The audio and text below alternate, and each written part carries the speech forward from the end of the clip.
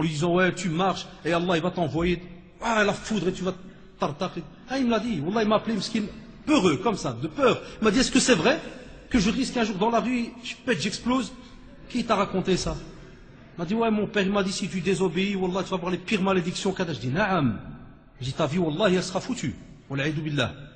Mais il n'y aura pas de foudre comme ça que tu marches et piou, le djma' et le kram et tout. Je dis c'est plus compliqué, il y a d'autres choses. Subhanallah, comment est-ce que nous, aujourd'hui, on n'a toujours pas compris un sujet qui a plus de 1400 ans, la foi. Et des jeunes, et même des parents, sont crevés, sont fatigués d'expliquer la foi. Des fois, ils nous disent même quand il y a une conférence sur la foi, qu'est-ce qu'ils disent? Encore une fois, de la foi. C'est un sujet qu'on connaît. Qu'est-ce qu'ils vont encore dire de nouveau? Wallahi, on est obligé dans les mosquées, normalement, tous les jours. Je vous parle, parce que nous, on est dans le domaine.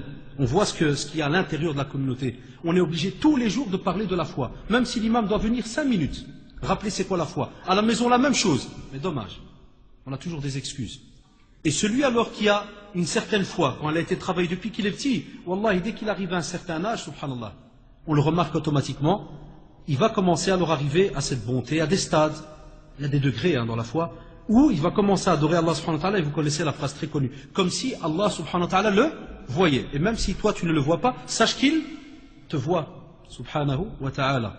C'est un très beau degré. Mais nous, aujourd'hui, où est-ce qu'on en est par rapport à ce degré-là? Qui est arrivé à ce degré? Lorsqu'on est malade, lorsqu'on a des problèmes, na'am, tout le monde accourt à la prière. Tout le monde reconnaît qu'il y a Allah subhanahu wa ta'ala, qu'il y a un Dieu. Mais lorsque tu es tranquille à l'aise, là où il faut charger les batteries, c'est là que les passions peuvent arriver. Comment tu fais alors à ce moment-là? Comment tu vas les régir? Comment tu vas les travailler? On te dit aussi que celui alors qui va arriver à ce stade d'adoration, en général, il ose rarement commettre un acte de désobéissance. Et ça, je n'ai pas de miracle à vous apporter. Ceux qui, alhamdoulilah, goûtent, c'est quoi la foi, savent de quoi je parle. C'est pour ça qu'il faut alors que les jeunes discutent entre eux par rapport à ce genre de sujet. C'est qu'une fois que tu as un certain degré, subhanallah, d'obéissance, wallahi al-adim, ceux qui savent de quoi je parle, ils savent que quand il y a quelque chose de haram, ils sentent qu'il y a comme une machine qui se met en marche. Sa main, des fois, elle a dur à avancer, à faire un pas. Le pied, il ne veut pas faire 2 pas. La main n'ose pas toucher. Des fois, il dit, il revient en arrière, il part. Vous croyez que c'est facile? Wallah, que c'est facile. Ça demande un travail de longue haleine. Des années de travail. Pas seulement venir comme ça du jour au lendemain. La foi est quelque chose qui ne s'acquiert pas dans les 24 heures. On l'a na'am dès qu'on rentre, mais on rentre avec un certain degré.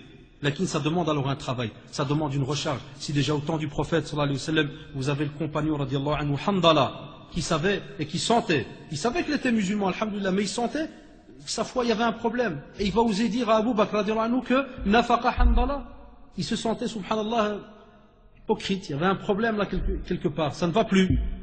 Alors qu'il était compagnon, en ce temps-là, que penser alors aujourd'hui? Donc c'est pour ça qu'on vous dit, faites attention par rapport à ce sujet-là. Deuxièmement, la mauvaise fréquentation. Ça, il n'y a pas de miracle, il n'y a pas de remède. On vous dit que fut un temps où les gens ils étaient tellement solides dans leur tête et dans leur foi que même s'ils doivent s'asseoir avec un hcheïchi, qui stocke ou tout ce que vous voulez, le type il est sûr de son programme, il se connaît. Même si le gars il va lui dire tu veux pas fumer?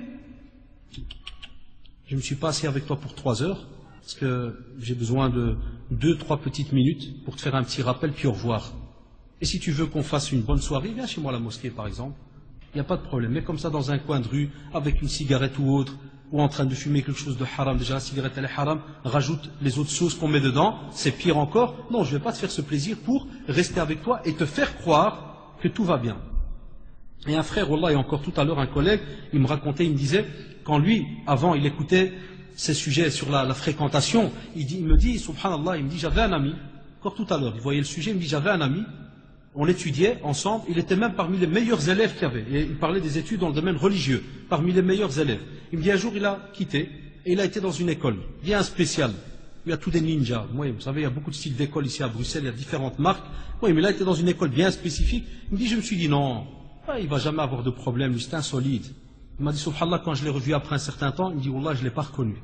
Il avait arrêté la prière, habillé d'une manière bizarre. Coupe de cheveux, va chercher quel style de perroquet ou de perruche ou autre, moi je trouve ça introuvable. Elle a mis une mode bizarre, il m'a dit, subhanallah, c'est toi, na'am.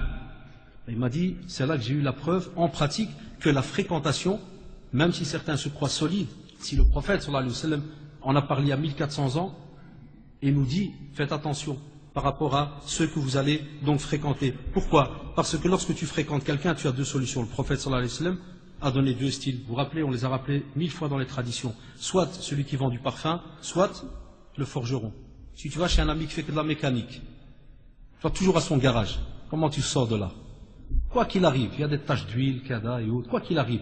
La semelle, tu rentres à la maison de ta femme qui te court après, ou bien ta mère qui te court après, parce qu'il y a des traces et autres, tout est noir, qu'est-ce qui se passe? Alors que tu as été fissabillah lui rendre visite. Regarde combien de machakil. Ça ne veut pas dire qu'il ne faut pas aller chez les mécaniciens, ils sont gentils, loin de là. Mais c'est l'exemple, hein. Et puis quand tu vas chez celui qui vend du parfum, comment c'est? Nachat. C'est les meilleurs copains. Tu as du parfum gratuit. Chaque fois que tu vas chez lui, ta'ammar, il te remplit, te met un peu, et tu sors de là. Est-ce que quelqu'un va te parler? Est-ce que quelqu'un va te faire une remarque négative, à part, bon, si jamais c'est des petites discussions sur le parfum parce qu'il n'aime pas telle odeur ou autre? Non. Vous savez de quoi je parle? En général, c'est positif. Donc regardez, subhanallah, comment est-ce que déjà, il y a 1400 ans, alors que, et ça je dis toujours, et je donne toujours cette théorie à nos frères et sœurs, je leur dis, c'est le prophète qui le dit à qui? À des compagnons, subhanallah, qui sont éduqués avec qui? Avec le prophète, meilleur des hommes, sallallahu alayhi wa sallam, c'est vrai? Et il les met en garde contre la mauvaise fréquentation. Et la mauvaise fréquentation aujourd'hui, c'est celle qui, wallahi, a foutu en l'air beaucoup de nos jeunes, que ça soit dans leur pratique. On a même maintenant, ces derniers temps, une drôle de fréquentation. C'est une fréquentation halal, mais bizarre. C'est-à-dire que ce sont des frères qui pratiquent, mais quand ils sont devenus amis, parce qu'il avait cette pensée bizarroïde, ces derniers temps, on a toutes les marques, incroyables, et qui plus est ces derniers mois, ça pilule. Il y en a qui deviennent takfiri, qui keffar tout le monde, il y en a qui veulent je ne sais quoi, et absolument tu dois penser comme lui, tu ne penses pas comme lui, ou de nouveau tu es un mécréant, et au revoir. On a toutes les marques aujourd'hui. Pas moyen qu'il te lâche, non, il doit coller comme un clou. Alors des jeunes, ils nous disent, ouais, mais vous me demandez de fréquenter quelqu'un de bien. Je vais fréquenter, qu'est-ce qui me parle? De tuer, de keffar devant tout le monde. Chez qui je vais? Même nous, on n'arrive plus à guider maintenant. Même nous, on n'arrive plus à guider quelqu'un, à lui dire, ouais, va chez tel groupe. 2 semaines après, ils nous ont dit, il n'y a que nous qui sommes bons. Tout le reste est fou. Tout le reste, c'est des innovateurs ou des mécréants ou des égarés, tout ce que tu veux. Il dit, je vais chez qui maintenant? On va essayer l'autre groupe.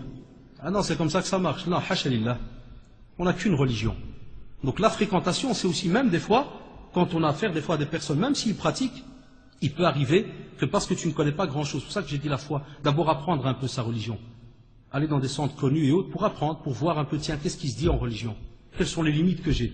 Comme ça, alors à ce moment-là, le jour où on vient, on t'apporte quelque chose, vous allez me dire quel est le rapport avec les désirs, pensées et autres. Eh bien, wallah al-adim, le fait de keffar, de rendre mécréant quelqu'un, et qui plus est de nos jours, wallah, il y a des règles, c'est catastrophique. On vient pas comme ça et on lance comme on le voit aujourd'hui. En 2 secondes, on lance comme ça une théorie. Tu entends des mashayikh, rahimahumullah, dans des fatawa et autres, et on vient leur demander express, qui on peut dire qu'un tel est mécréant, et wallah, tu l'entends et tu dis, Allahu a'lam. Et aujourd'hui, nous, en 10 secondes, top chrono, alors que c'est une fréquentation, comment on fait? Un point où on a même des jeunes, regardez leur désir, leur passion, jusqu'où ça les a menés, à rendre mécréants leur propre père. Leur propre père. Ah, mon père, il a eu un problème pendant 2-3 semaines, il priait plus. Je dis alors, c'est un kafir billah. C'est comme un animal, un stour. Je parle plus, je salue plus. Je dis, akhi taqillah. Où est-ce qu'elle est ta da'wa vis-à-vis de ton père? Quand il a patienté avec toi pendant autant d'années. Et dans le Coran, là, tu lis les passages par rapport à Ibrahim alayhi salam et son père, qui était non musulman. Comment est-ce qu'il interpellait? Lorsqu'il disait, Ya abati, à chaque fois, Ya abati, alors qu'il était kafir, non musulman. Comme si on va dire papounet, papi. Je regarde, subhanallah, diminutif. Où est-ce qu'on est, nous, par rapport à cela? Donc faites attention à la fréquentation, et on vous dit même, le prophète sallallahu alayhi wa sallam, dans une tradition rapportée par le Bukhari et Muslim, on vous dit que al-mar'u ma'aman ahab, très simple. Ça veut dire que l'homme sera avec celui qu'il aime. Le jour du jugement dernier. Les jeunes, quand j'entends des fois en slide dans des coins des discussions, il y a un de ces rappeurs qui est sorti, purée, je crève pour lui. Je crève pour lui. Je lui dis, subhanallah, eh bien, t'as raison, le prophète sallallahu alayhi wa sallam l'a dit il y a 1400 ans. Tu vas justement crever avec lui. Ça, non, c'est vrai. Si jamais tu restes dans cette situation-là, tu vas effectivement crever avec lui. Parce que tu vas crever dans la même manière. D'autres sont attachés à je ne sais quelle autre star de foot, ou je ne sais quoi, et on te dit, le prophète sallallahu alayhi wa sallam te met en garde. On n'arrêtera pas de vous le répéter. Si, sallallahu alayhi wa sallam, il met en garde quelqu'un, c'est que cette mise en garde, elle est valable jusqu'à la fin des